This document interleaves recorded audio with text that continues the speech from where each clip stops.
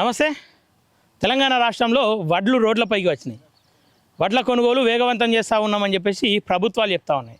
పెద్ద పెద్ద బ్యానర్లు కట్టి రైతన్నకు అండగా ఉంటా ఉన్నాం, రైతే ఈ రాజ్యానికి వెన్నుముక్క అని చెప్పేసి అంటూ పొంకణాలు కొడతా ఉన్నారు. మరి గ్రౌండ్లో వాస్తవాలు ఏమున్నాయి? రైతులకు నిజంగానే కష్టాలు లేకుండా ప్రజాపాలన ముందు కొనసాగుతూ ఉందా? ఇవన్నీ తెలుసుకునే ప్రయత్నంగా సిద్దిపేట జిల్లా ప్రాంతానికి రావడం జరిగింది. ఒకసారి స్వయంగా వడ్ల కొనుగోలు ఒకసారి చూడొచ్చాడ. పూర్తిగా జల్లి పడతా ఉన్నారు. జల్లి బట్టి దాని తర్వాత కాంట అని చెప్పేసి అంటారు, జోకి వాటిని అమ్మేస్తారు. అది ఐకేబీ పిఎస్సిఎస్ సెంటర్లు కొనుగోలు చేస్తాయి. ఇది ప్రభుత్వం చెప్తుంది. రైతుకు రూపాయి ఖర్చు లేకుండా, రైతు మీద ఇంత భారం పడకుండా బాధ్యతగా తీసుకున్నాం ప్రభుత్వం, ఇది ప్రజాప్రభుత్వం అని పదే పదే చెప్తా ఉంది. ఎక్కడా లేని విధంగా వేగవంతంగా కొనుగోలు చేస్తున్నామని చెప్తా ఉన్నారు. కళ్ళాల్లో వడ్ల గింజ కూడా మిగలకుండా చివరి గింజ వరకు మేము కొనుగోలు చేస్తూ ఉన్నామని చెప్తా ఉన్నారు. రైతును ఆగం చేయం, రైతును ఆదుకుంటామని చెప్తా ఉన్నారు. మరి వాస్తవాలు ఏమున్నాయి గ్రౌండ్లో? సరే, రైతన్నలతోనే మాట్లాడే ప్రయత్నంగా ఈ ప్రాంతాలకు రావడం జరిగింది.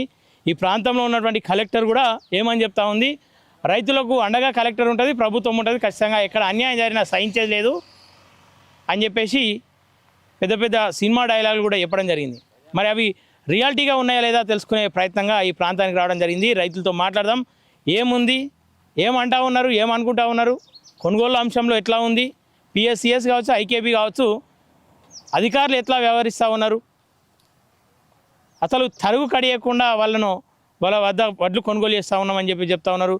నష్టపోతే ఒక గింజ ప్రభుత్వమే నష్టపోవాలి, కానీ రైతుకు ఇంత కూడా నష్టం లేకుండా మేము ఆదుకుంటామని చెప్తా ఉన్నారు. కాబట్టి ఒకసారి మాట్లాడదాం. అన్న చెప్పు, ఎట్లా అంటే వడ్ల కొనుగోలు అంశంలో ప్రభుత్వం ఎట్లా వ్యవహరిస్తూ ఉంది?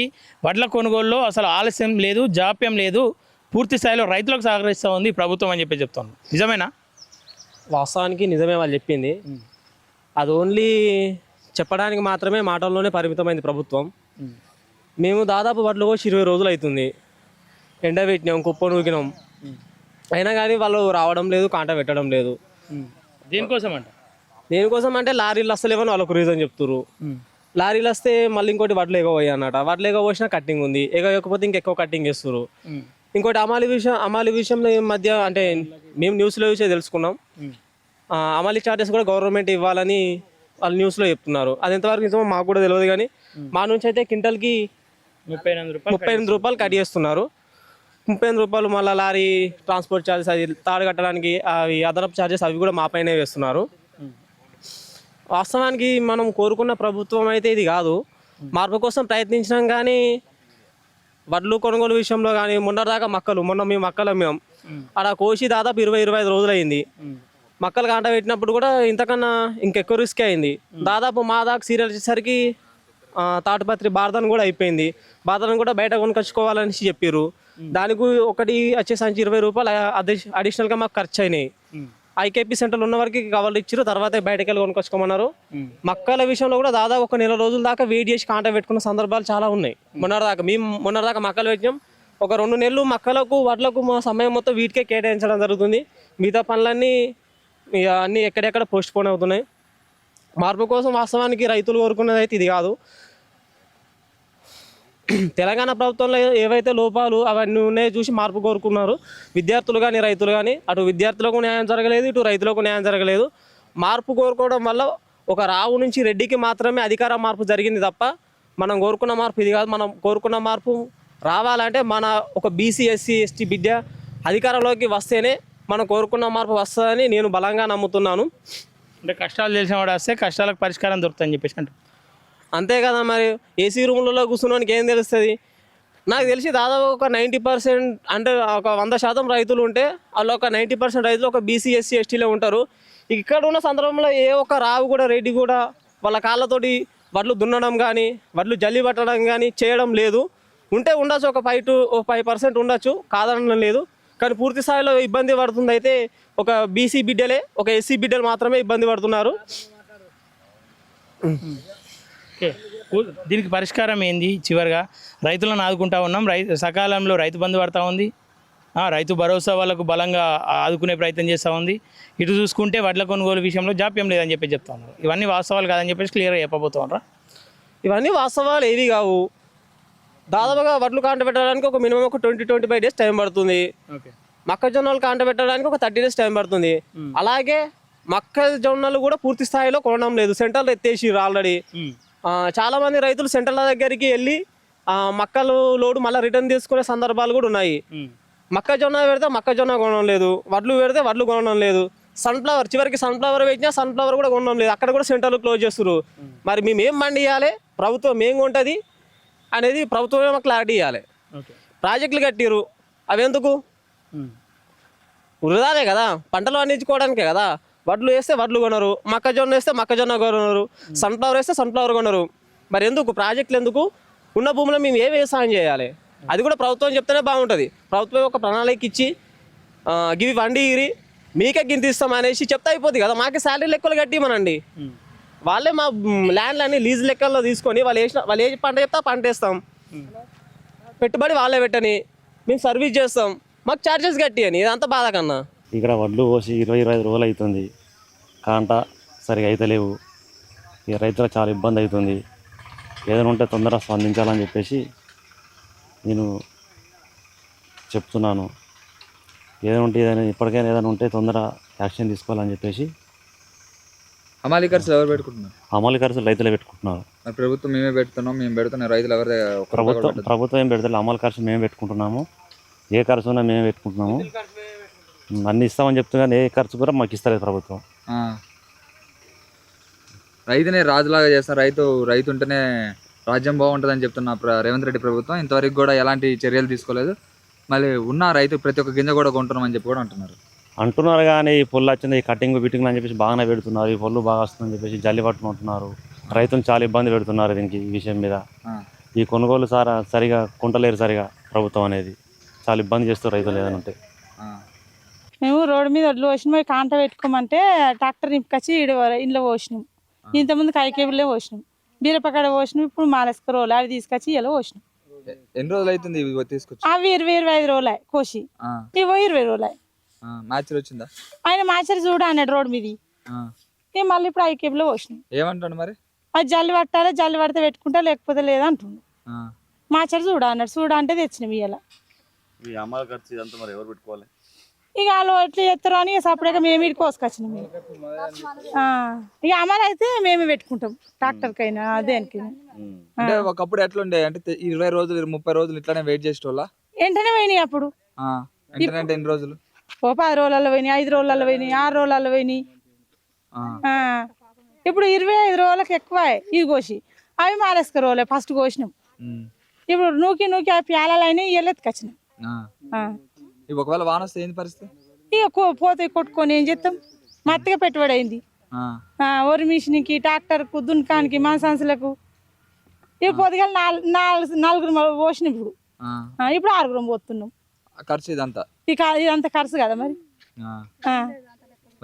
ఏం చెప్తాం మరి ప్రభుత్వానికి? ఇట్లా ఏం చేస్తాం మరి? 3 ట్రాక్టర్లు అయినాయి. 3 ట్రాక్టర్లకు ఈడ 2 పోసినాం, ఆడొకటి పోసినాం, ఆడికి ఎత్తుకొచ్చినాం. ఇప్పుడు ఆడ 2 ట్రాక్టర్లు ఇప్పుడు లెక్క, ఈడే 3 ట్రాక్టర్లు లెక్క. ఇవి ఓడి పెట్టుకోవాలి, ఇక మేమే పెట్టుకోవాలి.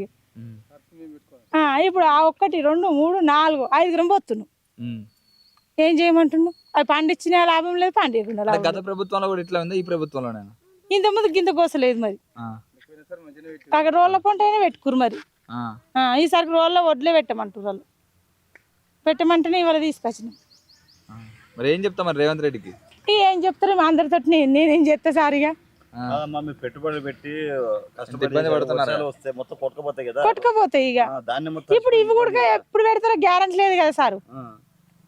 ఇవి కూడా గ్యారెంటీ లేదు కదా. జల్లు అయితే పడుతున్నాం. అందరు కలిపి మీరు మాట్లాడుకుని ఏదో నిర్ణయం రాబోయారు. ఇక ఎట్లా మాట్లాడతారు? ఇక పెద్ద పెద్ద కూట్లు ఉన్నాయి కదా వాళ్ళంతా. వాళ్ళు ఇక ఏం చెప్తాం? పెట్టుబడి ఎంత అయింది?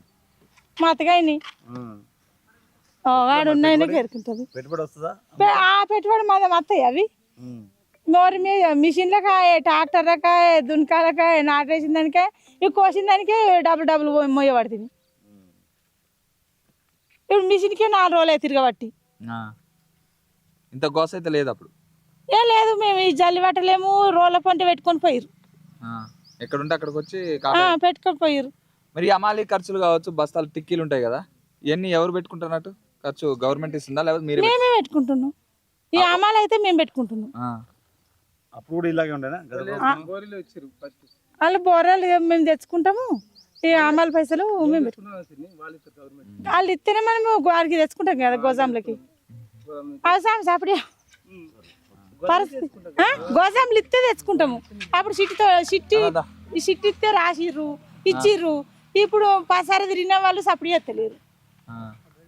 ఇక మేమేం చేస్తాం? ఇక ఏం జరుగుతుంది? అన్ని కుప్పలన్నీ కూడా రాసులు పోసుకొని ఇట్లే ఉంటున్నారు. ఒక 10-20 రోజులు అయినా కానీ కాంటా చేయట్లేదు. అవును. ఏం పరిస్థితి ఎట్లా? గత ప్రభుత్వాన్ని పట్టి ఆదర్శంగా తీసుకుంటే ఈ ప్రభుత్వంలో జర నిర్లక్ష్యం ఉంది. రైతు లేనిది వాస్తవానికి రాజ్యం లేదని చెప్పని కాంగ్రెస్ ప్రభుత్వము ప్రజాపాలన అని చెప్పి ముందుకొచ్చింది. దానికి అనుగుణంగా పరిపాలన బెస్ట్ ఉంది. కానీ పోయినసారి కంటే వర్షాకాలం కంటే ఈసారి యాసంగి పంటలు బాగానే పండినాయి. అత్యధికంగా వడ్లు వచ్చేసినాయి, రోడ్ల మీద బాగా వచ్చేసినాయి. రైతులు ఆనందంతో ఉన్నారు. కానీ ఇప్పుడు ఇంకొక 5 days అవుతాయి, అంటే 20 days, 25 days నాడు ఆ డేట్ నాడు స్టార్ట్ అవుతుంది, వర్షాకాలం స్టార్ట్ అవుతుంది. ఇప్పటికి కూడా ఎక్కడున్న రోడ్ల మీద ఉన్నాయి, కళ్ళలలో అట్లే ఉన్నాయి. వ్యవసాయ శాఖకు సంబంధించిన అధికారులు దీన్ని ఖచ్చితంగా నిర్ణయం తీసుకొని తొందర వడ్లు సేల్ చేసినట్టయితే బాగుంటుందని చెప్పి నేను ఆశిస్తా ఉన్నాను. అంటే ఇన్ని రోజులు పెట్టడం అనేది అయితే రైతులకు చాలా దెబ్బనే ఉంది. ఒక్కొక్క రైతు రోడ్ల మీద పోసిండని చెప్పంటే వడ్లు కాంట కోయేదాకా తిండి లేకుండా, ఎండ లేకుండా వాటిని దున్నుకుంటూ సాఫ్ చేసుకుంటూ రోడ్ల మీద ఉండవలసి వస్తుంది. పెళ్లిళ్ళు పోవాలన్నా ఎక్కడన్నా ఏదైనా ఎక్కడ పోవాలని చెప్పంటే రైతుకి ఈ టైంలో ఖాళీ ఉంటాడు. ఈ వడ్లు రోడ్డు మీద పోసినామని చెప్పంటే పోయేదాకా రైతులకు ఇప్పుడు ఇబ్బంది ఉంది. అందుకని చెప్పి నేను పూర్తి నిర్ణయం తీసుకుంటే వ్యవసాయ శాఖ బాగుంటుందని చెప్పి నేను కోరుకుంటాను. ఈ ఖర్చులు కానీ అమాలి ఖర్చులు ఇవన్నీ అమలు ఖర్చులు మేము పెట్టుకుంటాం, రైతే పెట్టుకోవాల్సి వస్తుంది. అమలు ఖర్చు మేము పెట్టుకుంటాం. తీసుకోవాలని చెప్పి అనుకుంటే భారతం తీసుకోవాలనుకుంటే కూడా మేమే తీసుకురావాల్సి వస్తుంది. ఇక అమాలి విషయంలోకి వచ్చేస్తే అది ఖచ్చితంగా మేమే తీసుకుంటున్నాం, మేమే పెట్టుకుంటాం, మేమే భరిస్తాం. ప్రభుత్వం భరించగా మరి ఇప్పుడు ఎందుకు మీరు పెట్టుకోవాల్సి వస్తుంది? ఇది ఒక ప్రభుత్వం ఒక తీరుగా ఉంటుంది కాబట్టి దాన్ని మనం చెప్పలేము. ఆ ప్రజాపాలన అన్నప్పుడు ఇంకా రైతులకు పూర్తి స్వేచ్ఛనిచ్చి రైతులను ఆదర్శంగా తీర్చిదిద్దుతేనే ప్రభుత్వం ఏదైనా నిలుస్తుందని చెప్పి నేను కోరుకుంటున్నాను. ఈ విషయంలోకి అయితే రైతు లేని రాజ్యం లేదు. రైతులను కరెక్ట్గా చూసుకున్నట్టయితే ఏ ప్రభుత్వమైనా నిలబడుతుంది. రైతులు ఆగ్రహం చేస్తే ఏ ప్రభుత్వమైనా నిలబడదని చెప్పి నేను కోరుకుంటున్నాను. వానొస్తే ఏంది పరిస్థితి ఖచ్చితంగా తడిచిపోతూ ఉన్నాయి. క్వింటల్ల కొద్ది ధాన్యం కూడా వేస్ట్గా భూమి పాలైపోతూ ఉంది. భారీ వర్షాలు ఇక్కడ ప్రాంతంలో మనకు ఇక్కడ కానీ భారీ వర్షం ఉన్న ప్రాంతంలో వేరే కిలోమీటర్ల కొద్ది కూడా వడ్లు కొట్టుకుపోయిన రోజులు ఉన్నాయి. మొలకలు వచ్చేస్తాయి. తీసుకోరు కదా వాళ్ళు, తీసుకోరు. అవి నాణ్యనేగా తీసుకోరు. కనీసం ఇప్పుడు పొల్లు ఉంటే తీసుకోవట్లేదు. అది గదే ఇంతకుముందు గత ప్రభుత్వంలో పొల్లున్నా కానీ తీసుకునేది. ఒక వ్యక్తి ఉంటాడు, సాధారణ వ్యక్తి, సింగిల్ వ్యక్తి ఉన్న వ్యక్తి ఏం కావాలి 4-5 కైకిలో పెట్టి మరీ తీసుకుంటాడు, పొల్లు వస్తూ ఉన్నాడు. ఆ ప్రభుత్వానికి ఈ ప్రభుత్వానికి ఎంతైనా తేడా ఉన్నది. ఎందుకని చెప్పంటే రైతులతో ఇబ్బంది ఎదుర్కోవాల్సి ఉంటుండ్రు. దాన్ని చాలా దృష్టిలో పెట్టుకుని ముందుకోవాలని చెప్పి కోరుకుంటున్నాను. కాంగ్రెస్ ప్రభుత్వం ప్రజాప్రభుత్వం, ప్రజల పాలన ప్రభుత్వం, ప్రజల కోసమే పనిచేసే ప్రభుత్వం అని చెప్తూ ఇప్పుడు రైతులను నిలువున దోపిడీ చేస్తారు. జల్లి పట్టమంటే జల్లి కూడా పడతా ఉన్నాము. జల్లి పట్టినట్టుగా యాక్చువల్గా ఏంటంటే 40 కిలోలు 700 గ్రాములు తీసుకోవాలి.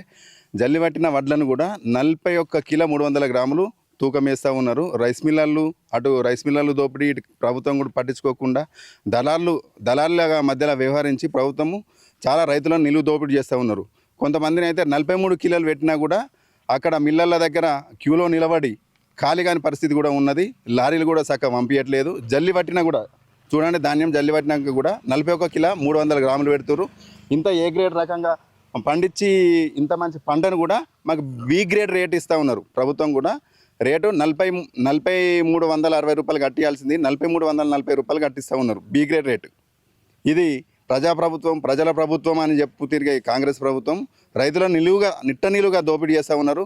వెంటనే స్పందించి తక్షణమే ఇప్పుడు May 25 వస్తే రోహిణి కార్తీ స్టార్ట్ అయితే వర్షాకాలం స్టార్ట్ అవుతుంది. రైతులు ఈ వడ్ల ధాన్యాన్ని తొందరగా కొనుగోలు చేసి రైతులకు సహకరించాలని చెప్పి కోరుతా ఉన్నాం. అంటే ఇది ఎన్ని రాసులు పోసుకున్నారు? దాదాపు 20 నుంచి 25 రోజులు అవుతుందని చెప్తున్నారు. 20-25 రోజులు. ఒకప్పుడేమో 10 రోజులు 15 రోజుల్లోనే కాంటా చేసుకొని డబ్బులు కూడా వెళ్ళిపోయేది. ఇప్పుడు ఏప్రిల్ 11 తారీఖున కోసిన ధాన్యం నిన్న కాంట అయినాయి. ఏప్రిల్ 15 తారీఖు నుంచి ఇక్కడనే ధాన్యం ఉన్నది. ఏప్రిల్ 29 తారీఖున కోసిన ధాన్యం కూడా ఇంకా వేరే దగ్గర కల్లాలు ఏర్పాటు చేసినాం, అక్కడనే పెండింగ్లో ఉన్నాయి.